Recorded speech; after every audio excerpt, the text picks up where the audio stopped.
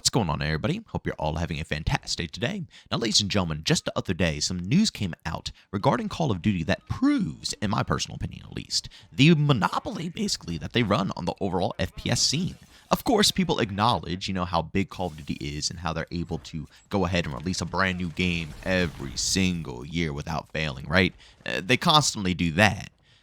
But I don't think people understand exactly how big this game is.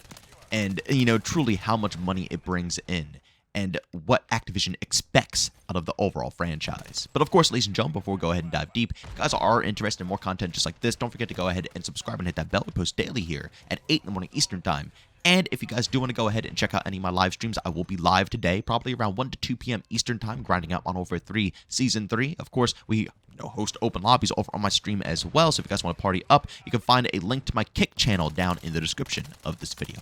Alright, so as you guys can see right here from Charlie Intel, Call of Duty Vanguard reportedly sold over 30 million copies. Ladies and gentlemen, we knew that, Vanguard pretty much underperformed. We've heard multiple different articles about this stuff, but we never actually saw the true, number value of what was made here for Vanguard, and that is absolutely insane.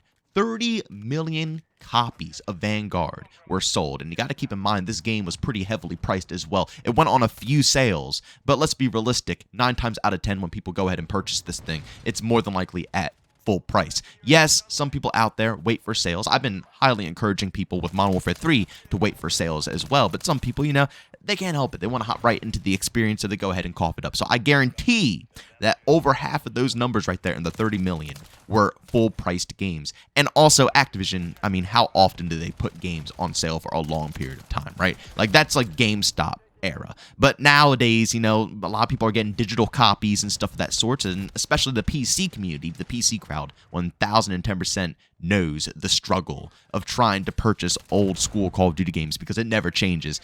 They always overprice. Black Ops 2 is basically still, full priced on PC as well. I made multiple different videos about that in the past. They don't put in any slack when it comes to the price tag of a Call of Duty game. So you best believe that is a fortune right there. And this right here proves where the monopoly is formed within Call of Duty. Again, if you don't think I'm correct, by all means, go down in the comments section. These are just opinions. I don't think anybody understands that about YouTube.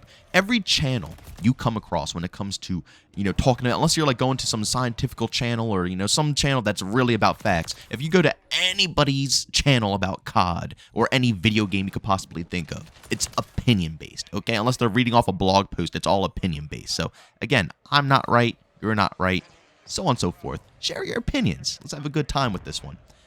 But this is where I think the monopoly is formed. Again, we all know that they are big, but I'm talking about big to the point where there is simply no competition whatsoever. They dominate this field in every way possible. And the reason I believe this is because this is the game that Activision said did horribly. Like, this is the worst selling game they have ever produced. Vanguard was absolute trash in Activision's eyes. Not, gameplay-wise, but how many copies were sold of the game. It just didn't live up to their expectations. And, they're probably worried about shareholders and so on and so forth. It just proves that behind the scenes, their numbers, their figures are ridiculously high. Because to the average person like us, 30 million copies sold at $60 is just mind-boggling, right? Like, that is just a stupid amount of income to go ahead and get for these games. And again, we know that it takes a lot of money to produce these games as well. That's an obvious one.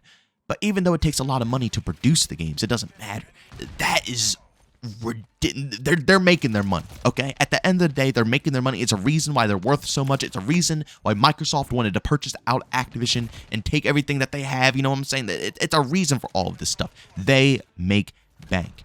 And that proves to me that this is the ultimate monopoly. It's the ultimate monopoly because there's nobody interfering with these sales. Every year they sell. Every year they're on the top of the charts. Every year they get a ridiculous amount of players. Even Modern Warfare 3, even though the numbers are slowly coming back up, apparently. And and this comes from someone who actually enjoys the game as well. You guys have to understand this. I enjoy Modern Warfare 3, but I can totally acknowledge the fact that nobody wants to play it. A lot of people don't really enjoy it, honestly, I guess. And it's just not that popular. It's simply not that popular. The numbers are dwindling, yet and still Black Cell top sells the Steam charts every single time around.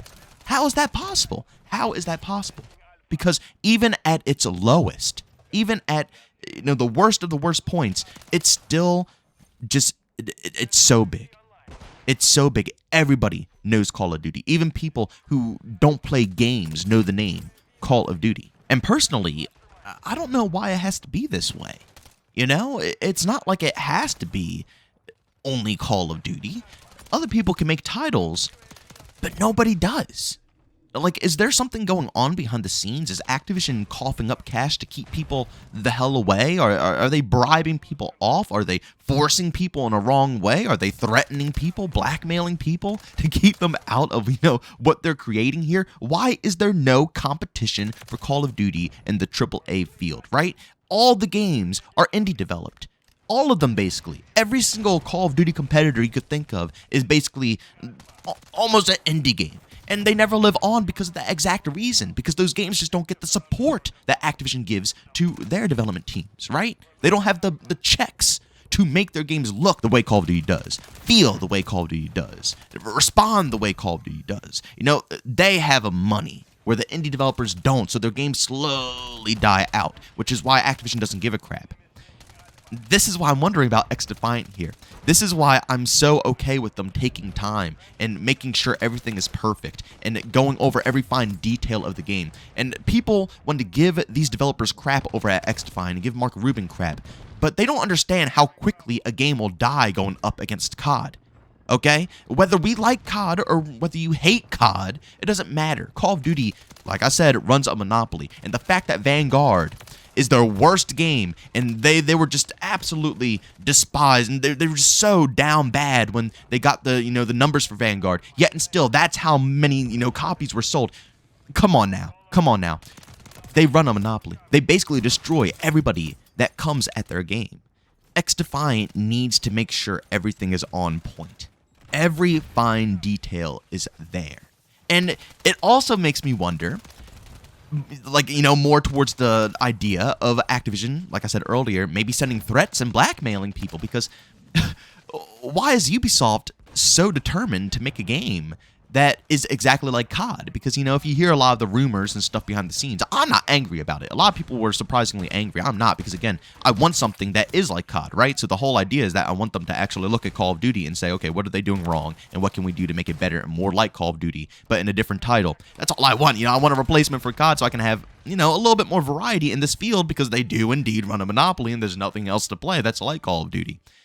But, besides the point of people getting angry about that, for those who don't know about those details behind the scenes, basically, the leads, the tops, I'm assuming at Ubisoft, the suits who are going to be funding this project for Mark Rubin to put together, like every aspect of what they do, they always were running back saying, how could this be like COD? What would Call of Duty do in this scenario? How could we resolve this like Call of Duty? And I'm wondering if maybe they got some problems, because they never did this before, right? Again, there might be some games that share some similarities here and there between other development teams and other studios, but nobody ever actually directly wanted to hop into the marketplace of, COD. Nobody wanted to actually dive deep, and now out of nowhere, Ubisoft is like really coming for their throats and saying, we got to make something that, will finally hop into that market. What's going on here? Seriously, I'm so curious of what's going on here. It just seems like something that's so sus behind the scenes. It seems like Activision is using the money, obviously, because they are huge. They are a huge business. It seems like they're using that money to force their way into maintaining this position that Call of Duty has on a year-to-year basis. Because this can be knocked out with a good product, but nobody presents a good product. Nobody has the balls to drop anything that could truly compete with COD. It has to be heavily funded. It has to be heavily supported. If it's not going to compete. Okay? That's why indie games, yes, they are fun, and yes, they have a player base. It's not like they're completely dead. But, you know, having a couple thousand people on, or a couple of hundred people compared to hundreds of thousands, if not millions, you know, at a time, is massive. It's a massive difference because, again, it's an indie-made game.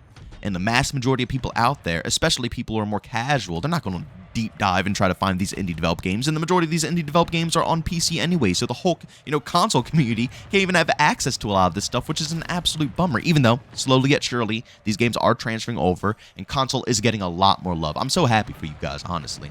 Because that's the main reason why I switched to PC. I was on console basically my whole life, but the main reason I switched to PC is because there's just nothing on console. You're stuck. You're literally stuck. There's only a handful of games that you can really experience in like the FPS genre. All the varieties with single-player games and co-op, and it's great. It's great. It's absolutely amazing.